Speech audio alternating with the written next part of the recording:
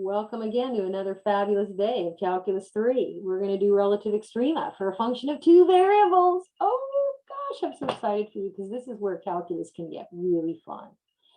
Yeah, let's do a quick review. You did this in Calc 1 already. Yes, you did, because you're graduates of Calc 1.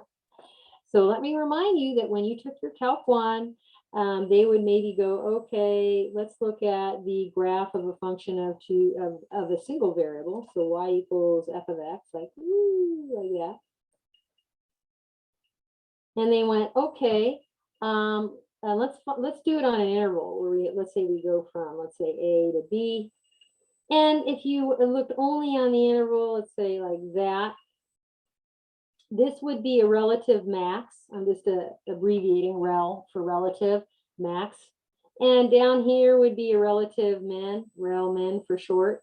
Now up here at the end of the interval, that may or may, because that may keep going up, that is an absolute max because it is the tallest y coordinate on that interval. So it may not even really be a max because it still might be shooting up, but it's the biggest one on that interval. We're only going to worry about relative min in this class because we're short on time. So relative extrema, maxes and mins, okay?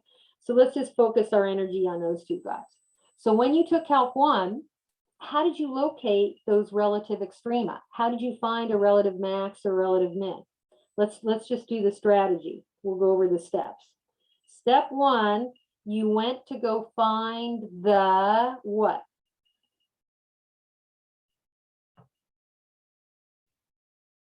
Tangent line? Oh wait, no. Well, derivative, like when you just find the derivative, then you set it equal to 0. Yeah. You kind of start like you're going to go get that tangent line. You go get the slope, so that's a good start. So you find the f prime of x, you find the derivative. Then you set f prime equal to 0, or you can set it equal to undefined, one or the other. And either one of those will give you what's called critical numbers. You guys remember these critical numbers? And those are the x values which are potential extrema. Now you don't know because sometimes you get a critical number and it turns out it's neither a max or a min. Okay, you have to test it. So part 3 is test your critical numbers. Now there's a couple ways to go test critical numbers. One way is where you make a big old chart and you do the big old test for increasing, decreasing functions. So if your slopes are going up before your critical number, but they're negative slopes after your critical number, then you have a rel max. Okay, and then the reverse is true. If you have slopes prior to your critical number negative, but after your critical number positive, then you have a relative min.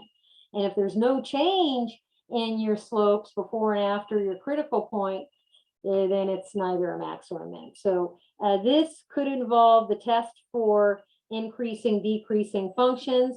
There's another test you can use, but it's not as robust. It's called the second derivative test, where you test the concavity at the point. If the concavity is concave up, you may recall this. Remember concave up? You have a rel min.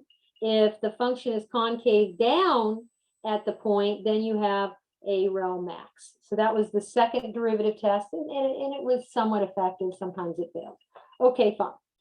So in our class, you're going to have a sort of a similar strategy, but there's a few differences. So look for the similarities and then also look for the differences when we do it. Okay, so here we go. Are you ready? Let's start with definitions first.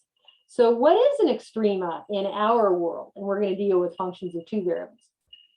So we have a function of two variables and it's defined on some region, fine.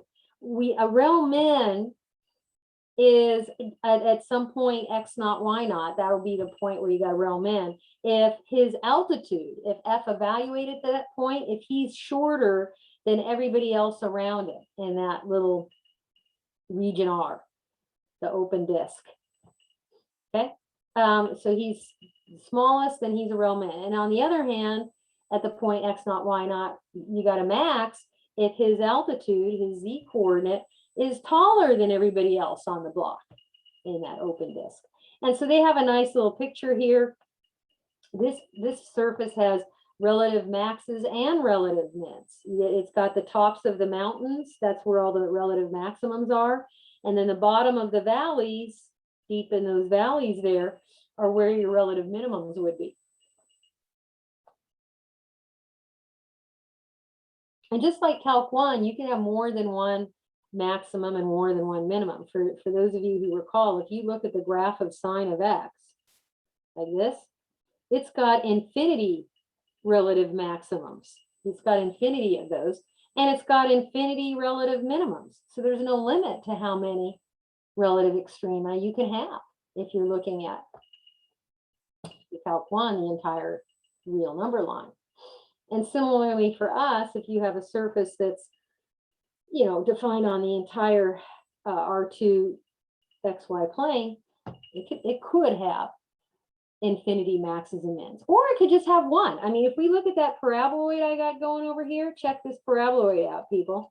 This paraboloid has no minimums, and it's got one big max. Where's the max? Right at the tippy tip top at the vertex of that paraboloid.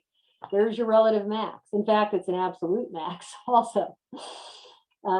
So this guy doesn't have any minimums and one big old max. Okay. So different surfaces will give you different things. Okay. Now let's discuss the definition of a critical point. So you know what critical points are up here in your Calc 1. That's after you set f prime equal to 0 or undefined, and you find the solutions to that. So how's that going to look on our end? This is the fun. Yeah. You're going to take the first partial of f with respect to x. And if when you evaluate it at that point, it makes your first partial of f with respect to x equal to 0. And when you plug it into the first partial with respect to y, it also makes him equal to 0. Then you got a critical number on your hands. Or critical point. There's one other way you can get a critical point. If when you plug in that point with coordinates x naught, y naught, and your partial with respect to x is undefined, or this is an or statement, when you plug it into your first partial with respect to y, you get undefined. If one or the other is true, it doesn't have to be both, then you have a critical point. Now, when they're equaling 0, they both have to equal 0 simultaneously. You can't have one is 0 and the other one isn't. Then it doesn't qualify as a legitimate critical point. So be careful. And this is the one that we're going to use. We usually go for this one, although the undefined can happen too. So I do want to show you some examples. Okay.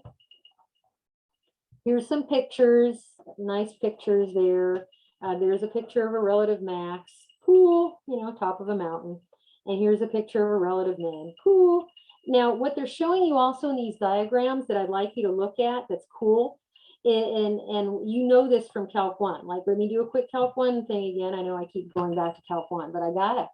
Because if you got your Calc 1, this stuff is going to be much easier to understand. You remember if you did have a rel max, say, what did the tangent line look like when you had a tangent line to one of your extrema? Horizontal line? Yes. And the slope was what? 0. Good. And down here, if you had a rel min, same thing. Do a tangent line, boom, slope is 0. And it was really easy to get these tangent lines because their equation would simply be y equals a number. Remember, because horizontal lines have the equation of y equals a number. Does everybody remember equations of horizontal lines from algebra? Yes? No? Okay. Yes. Okay. So if you look, let's look at the rel max here. Do you see this little tangent plane they're drawing there that's flat? Do you notice it's a horizontal tangent plane? It's a flat tangent plane that's tangent to that relative max. So what does that mean the equation would look like? Because it's flat and your fx and fy are 0, the equation of it is just going to be z equals some number. And this looks like some z positive number, like z equals 10, for example. And then this one here, the tangent line is down underneath that surface, but it's tangent to the realm N. And it's also a horizontal tangent plane. And so his equation would look like z equals, 2 or something like that. Okay. And yes, z equals 10 and z equals 2 are plane equations. You should know this. Well, what about, I thought planes had to have x's and y's also? Not necessarily. The x and y could be missing.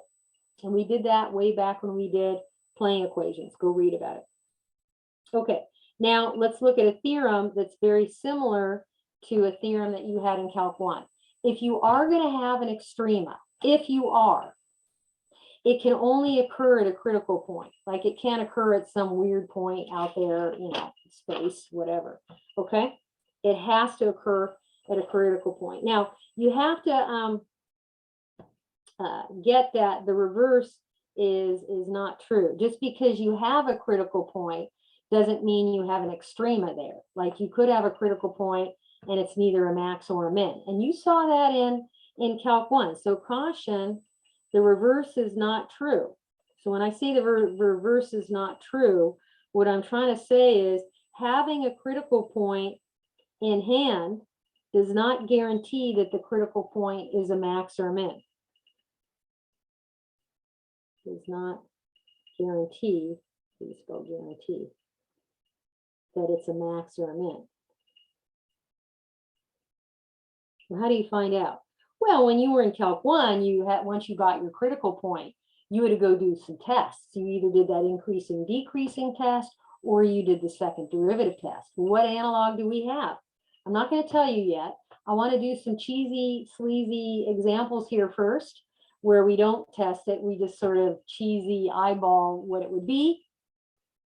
And then we'll do the test. Okay. And then I'll do at least one example of it.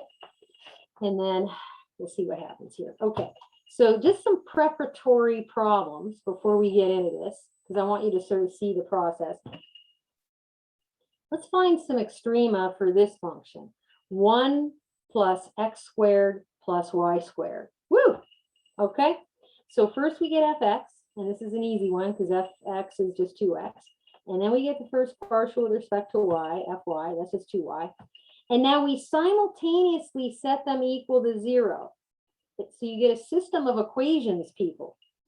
Although this is kind of a super easy system of equations, because the only answer to it is going to be that x is equal to 0, y equals 0. So in other words, the point with coordinates 0, 0 is the one and only critical point. Okay, so now is it a max or a min? Now, normally you're going to have to go do this big old test to figure out if it's a max or a min. But let's just, for this problem, it's just a prep problem. Let's just think about it. Look at the equation for the function, the surface itself. Notice it's 1 plus something positive, or at least non-negative, plus something else that's non-negative. Well, it looks like the lowest value this could take would be when x and y are 0 and 0, both. Otherwise, it's going to get bigger and bigger. So it turns out that this point is, in fact, a relative min. In fact, it's an absolute min. And if you don't believe it, you can always go to some graphing system and you go, okay, I want to just look. What the heck does this function look like? Well, fxy, that's z, equals 1 plus x squared plus y squared. And then I go, okay, oh, it's another one of these paraboloids, except for it's opening upward. Ooh, that's pretty. And so I think you can appreciate that at the point 0, 0 is right where the vertex, the bottom of it's going to happen. So that's definitely a min. Oh yeah, it's a min. Okay, let's look at letter B now. Let's find relative extrema for this guy, this function. Okay, 1 minus something to the 1/3 power. Okay, let's go get the first partial of f with respect to x. So using a chain rule, you're going to have negative 1/3, oh man, x squared plus y squared raised to the 1/3 minus 1 power times, you got to use that chain rule, the derivative of x squared plus y squared with respect to x, that's 2x.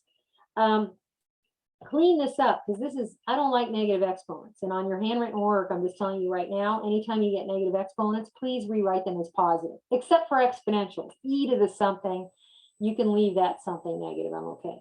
But 1/3 minus 1 gives you negative 2/3. So if I rewrite this and make it look pretty, we'll have negative 2x in the numerator, 3 in the denominator, x squared plus y squared raised to the 2/3 down there in the denominator. Fine. So there's your fx. Let's go get fy. I'm going to also need the chain rule. I got negative 1/3 x squared plus y squared, also raised to the negative 2/3 times the derivative of x squared plus y squared with respect to y. That would be 2y. And then when I rewrite this, so it looks a little bit more pretty.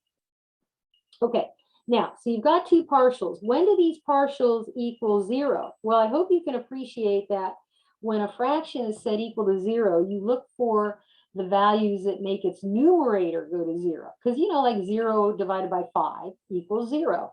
So here you're going to get 2x equals 0, but that's x equals 0. And here 2y equals 0 means y equals 0. So it looks like 0, 0 is a critical point. Not only that, it actually makes both of these derivatives undefined, not equal to 0. So this actually makes fx and fy undefined, not equal to 0, since the denominator is 0 also. Yuck. Well, no worries. That is the definition of a critical point if you, either fx or fy is undefined. Now, the question is this critical point going to yield a max or a min? And if you look at the equation for the function there, it's 1 minus something that's going to be positive. It's x squared plus y squared, which is something positive, the cube root of that. So, you know, what does that look like? But you're doing 1 minus something. And so it looks like you're probably going to have a max. And so it turns out you do. See what the graph of this looks like. I could draw it for you.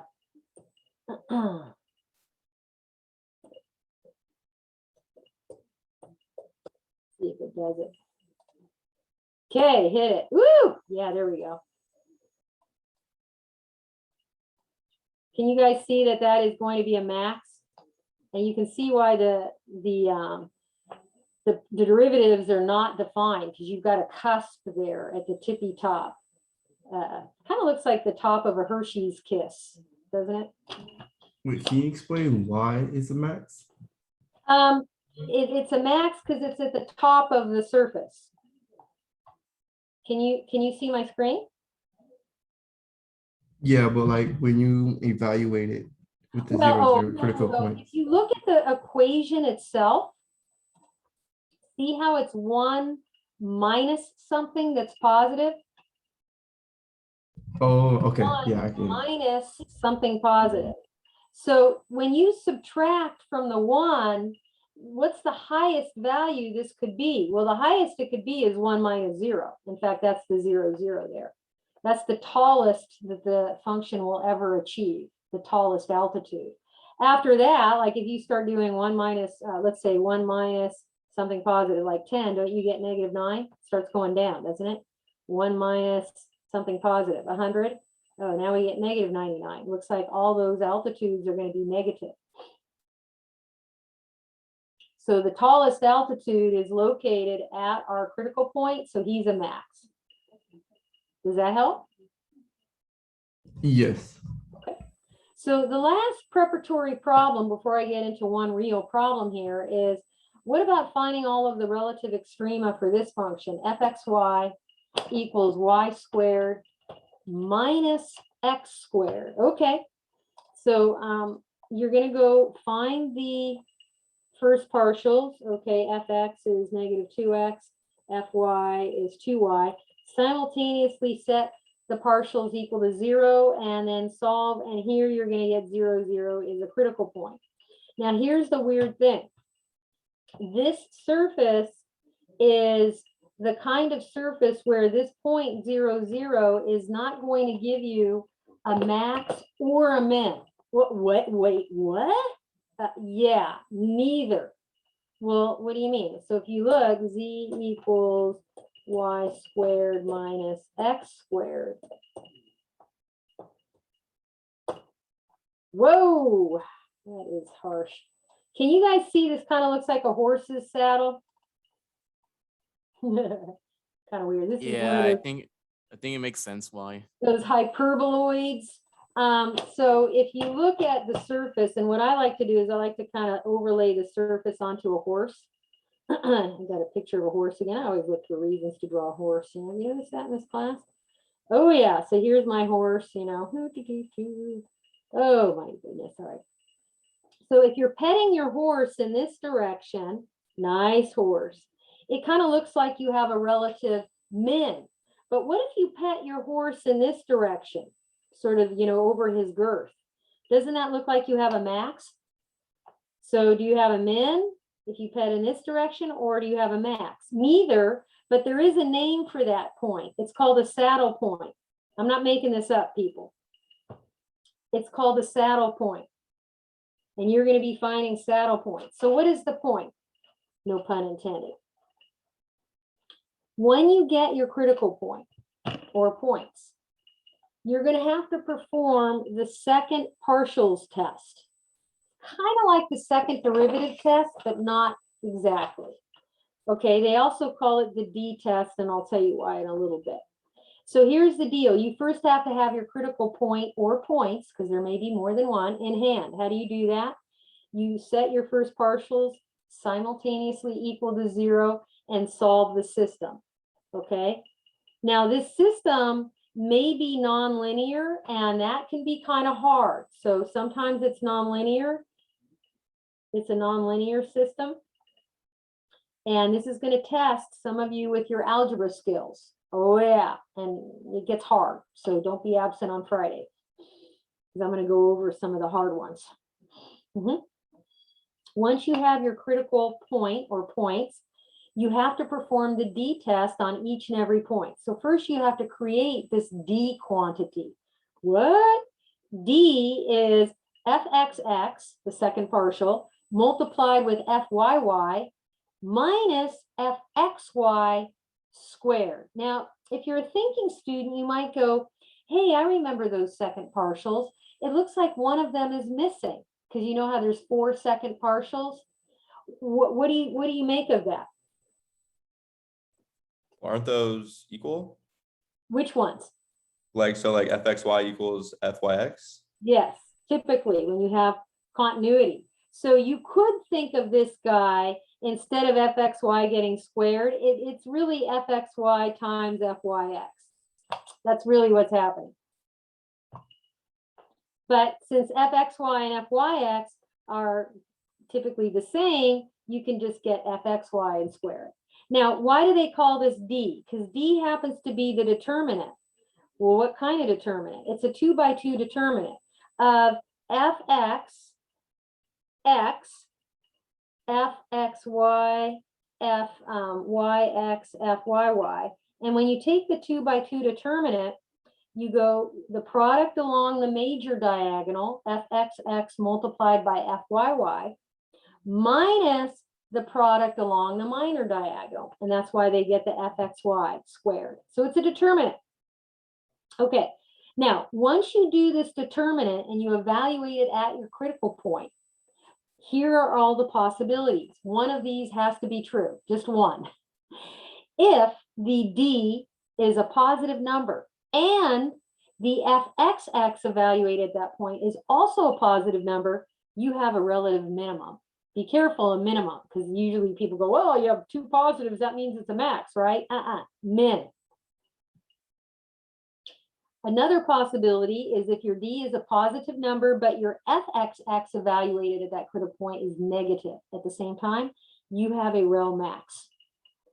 If your D is a negative number, it's less than 0, you don't even care what fxx is.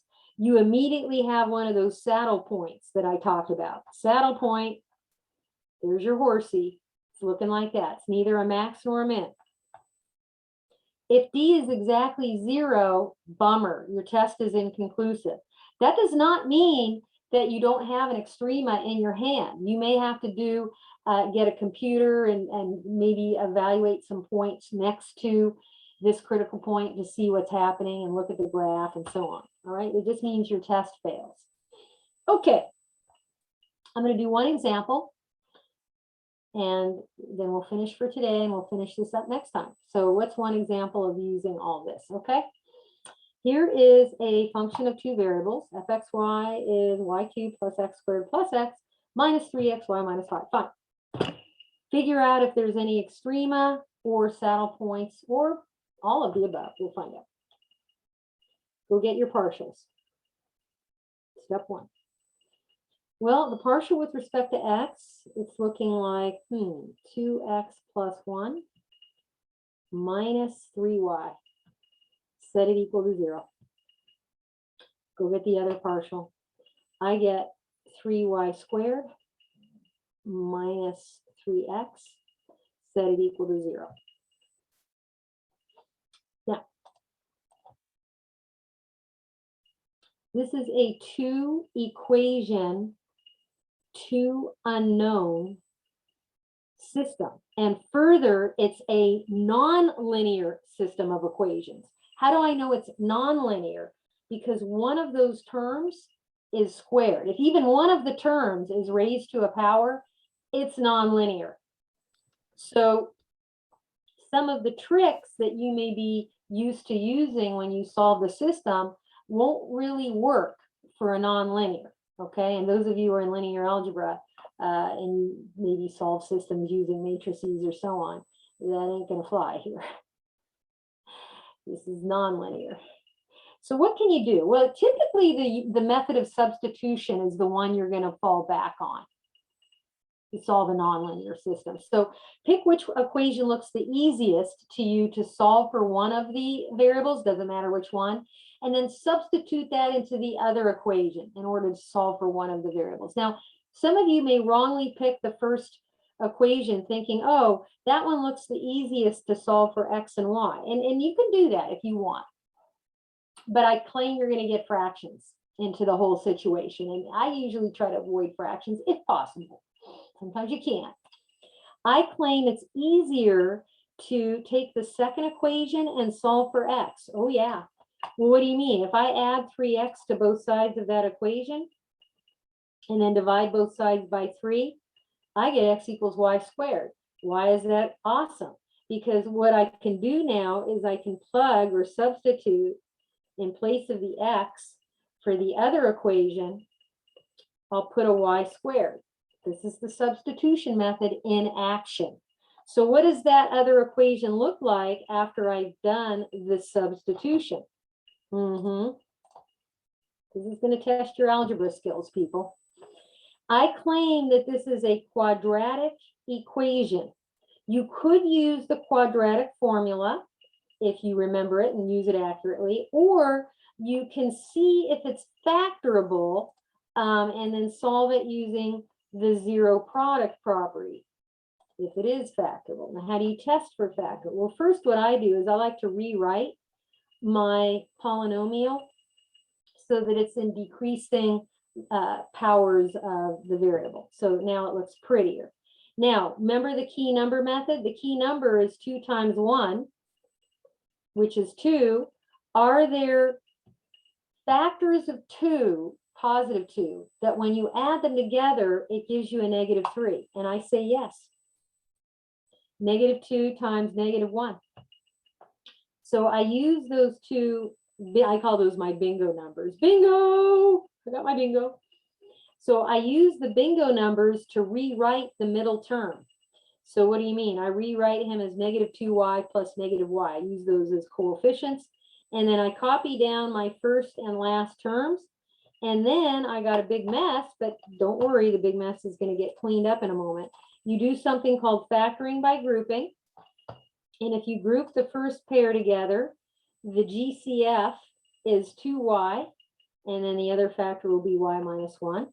And when you group the other two guys together, they don't really have anything in common, but you got to pull out something, either a 1 or a negative 1. And the smarter choice is to pull a negative 1 out, factor a negative 1, because now It's easy. You're almost done factoring. Y minus 1 is common to both those terms. Factor it out, and now I have my polynomial factor. Now what? You apply the ZPP. What the heck is the ZPP? And I'm going to go over the ZPP a lot in this class, so please know what it is. It's the zero product property. Some books call it the zero product, oops, not product, property. Some books call it the zero product principle, and I'm okay with either. You want to call it the zero product property or the zero product principle. What does that say? It says if A times B is equal to 0, A is equal to 0 or B equals 0. You're always guaranteed of that. And we apply the zero product property here, and we can write y minus 1 equals 0 or 2y minus 1 equals 0, or maybe they both do. Ha ha! So when I solve for y, I get two answers. What does that mean? It means I'm going to have two critical points, but you have to be careful because that's not the solution to the system. Remember, the system had x's and y's in it. So I need the solutions to look like points. So what am I saying? I'm saying that one of those points has a y coordinate of 1, and I need to figure out what the x coordinate is. And the other critical point is going to have a y coordinate of 1/2, and I need to figure out what the corresponding x is. And so you can plug one of those y coordinates back into either one of the original system's equations, or if you're a smart rat, you'll notice that when we solve for x for one of those equations, x has to be equal to x squared. So why don't we just use that? X has to be, equal to y squared. So let's use that fact to help us get the x coordinates. So if y is 1 and x is y squared, I get a 1. If y is 1/2 and x is y squared, I get a 1/4. So what am I saying? These 2 points are the 2 critical points. Yay, and I'm halfway there. And I do give partial credit if you get your critical points, even if you screw up the whole rest of the problem.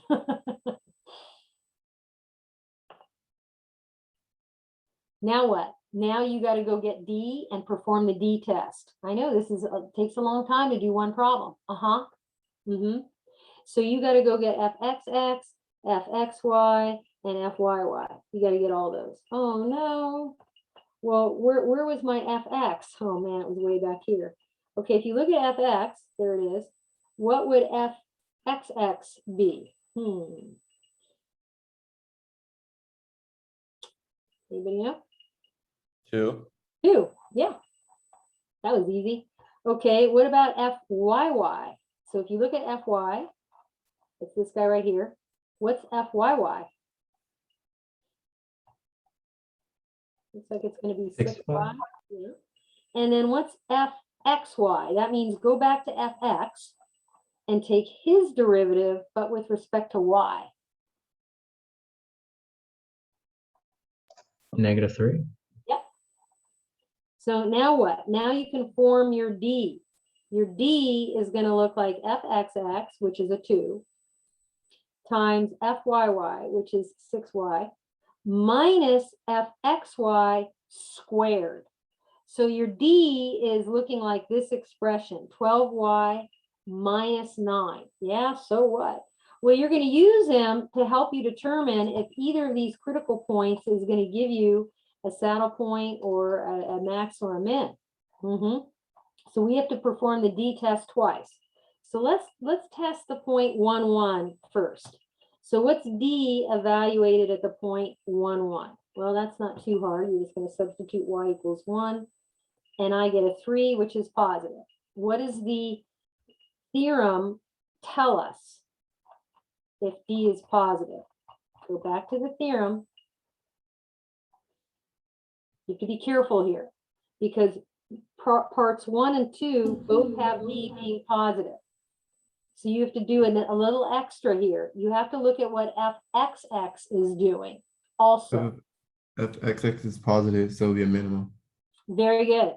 So fxx, if you recall, you don't even really have to plug in the point because this particular fxx was a constant. So that's positive also. So this means that 1, 1 gives a relative min. Okay.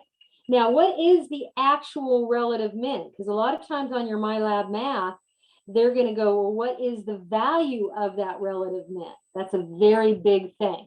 So you're going to punch the critical point back into the original function. I know this can be kind of a pain in the behind. And then you're going to see what that value was. And when I punch it into the regular function, I get a -5. So the ordered triple answer, if they do ask you for the ordered triple, on the surface itself, this ordered triple gives a rel min. Fine. Now what? Well, we have another critical point we better go check.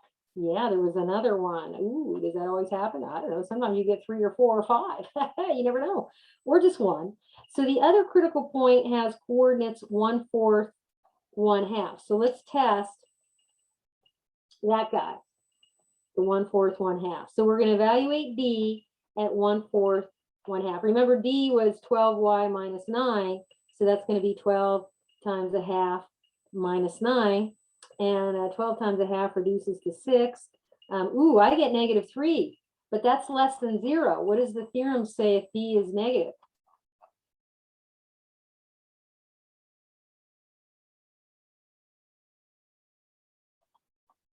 Saddle point, people. A Mhm. relative maximum. Saddle point. Oh, sorry. D is negative. If you look at the number 3, it's a saddle point. You don't even have to check FXX. So sometimes they may ask you for the value. So if you plug in the point 1/4, 1/2 into your function, and I'll let you figure it out. It's kind of a weird number. I get -79/16 is the value of the function at the saddle point. Okay. But this point is a saddle point. And so that concludes the example. And that one example took kind of a long time. Look at all this work I had to do for one example. Oh my goodness. If you're the kind of person like, oh man, I don't have that kind of patience to sit there, more than a minute and a half to figure out the answer to your problem.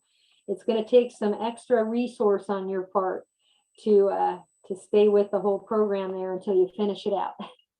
Okay. That is it for today.